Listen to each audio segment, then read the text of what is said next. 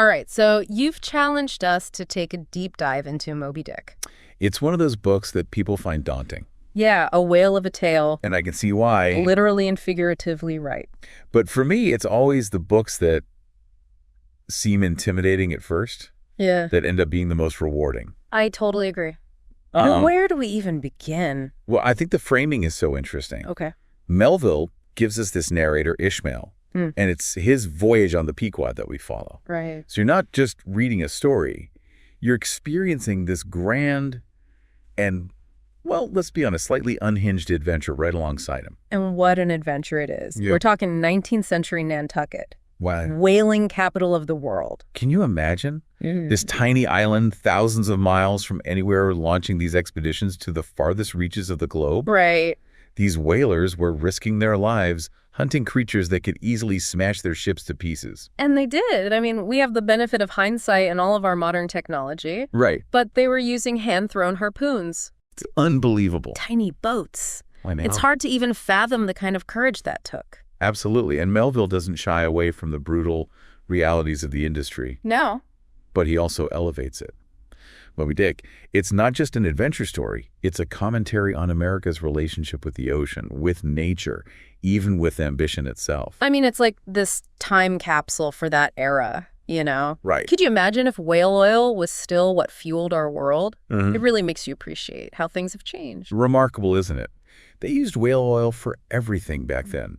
Lighting their homes, lubricating machinery. Oh, and the corsets. Oh, yes. Don't forget the corsets. Whalebone corsets. Yes. Oh, what a detail. It's like this very stark reminder of how intertwined whaling was with their everyday lives. Exactly. And that's where I think Moby Dick goes beyond just being a story. Okay. It forces us to confront the consequences of our actions, even when those actions are driven by necessity or ambition. It makes you wonder what our Moby Dick might be today. But what will future generations judge us for? That's a chilling thought.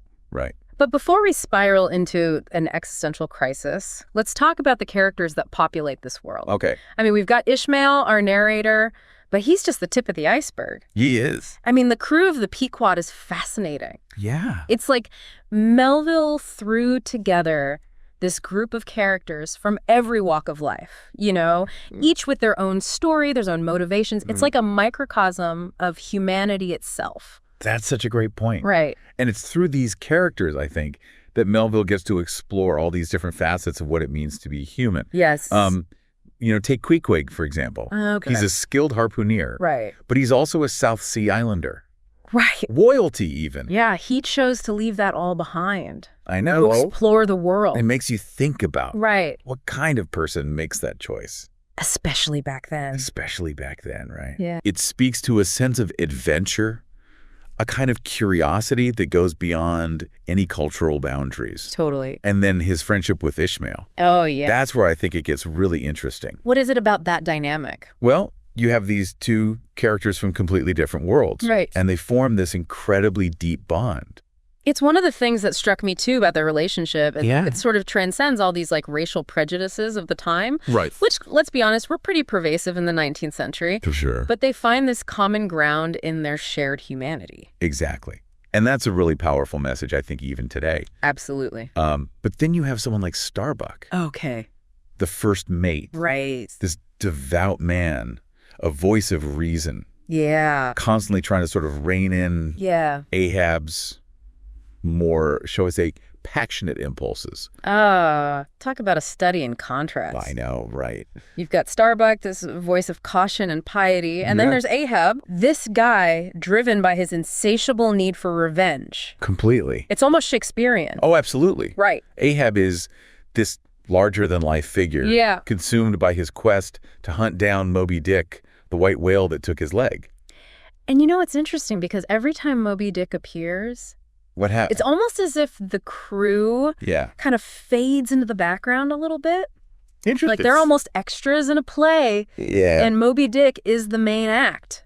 I like that. Right. It's like he's more than just a whale. Yeah. He's this force of nature. Totally. He's a symbol. And Melville describes him with this almost mythic quality. Oh, right. Almost supernatural. Almost supernatural. And that imagery The color white? Oh, yeah. Yeah, it appears throughout the novel. It does. It's everywhere. And that's where I think the symbolism really kicks in. How so? Well, white, traditionally a symbol of purity and innocence. Okay. It takes on this more complex meaning in Moby Dick.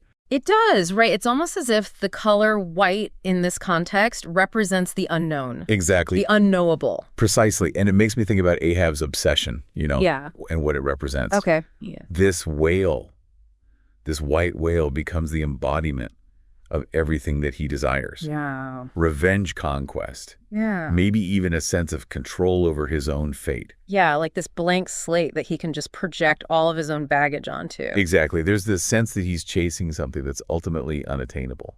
Which makes me think about, the deeper layers of this book. Okay. The parts that go beyond just the adventure story and the symbolism and all of that. Mm-hmm. Because Moby Dick, for all of its grand themes and metaphors, is also deeply rooted in the reality of 19th century whaling. Oh, absolutely. Melville himself sailed on whaling ships. He did. He knew that industry inside and out. Right? And you can feel that firsthand experience in every single detail. Yeah, like when he talks about Totally. the sinking of the Essex, Oh my a gosh. real whaling ship. That was destroyed by a sperm whale in the Pacific. It's terrifying. Chilling reminder of the very real dangers that these sailors face. Right. It really puts things into perspective. It does. Like, we think we have it bad today, Right.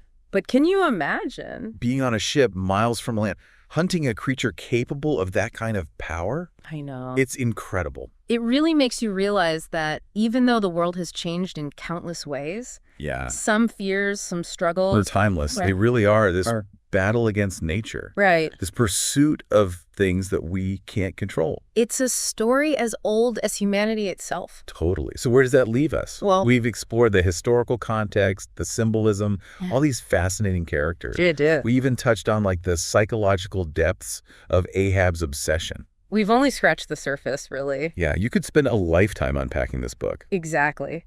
Moby Dick is one of those books that you could read multiple times and still find something new every time. And isn't that the sign of a truly great book? It is the kind that stays with you long after you've finished reading it. Absolutely. So if you haven't read Moby Dick, I highly recommend you take the plunge. I second that. It's a challenging read, but it is so rewarding. Yeah. And who knows, you might even learn a little something about yourself along the way. You might. And on that note, we'll leave you with this. Oh, If you were in Ahab's shoes, okay. consumed by this desire for revenge, how far would you go? Wow. What would you be willing to sacrifice in pursuit of your own personal Moby Dick? That's something to think about.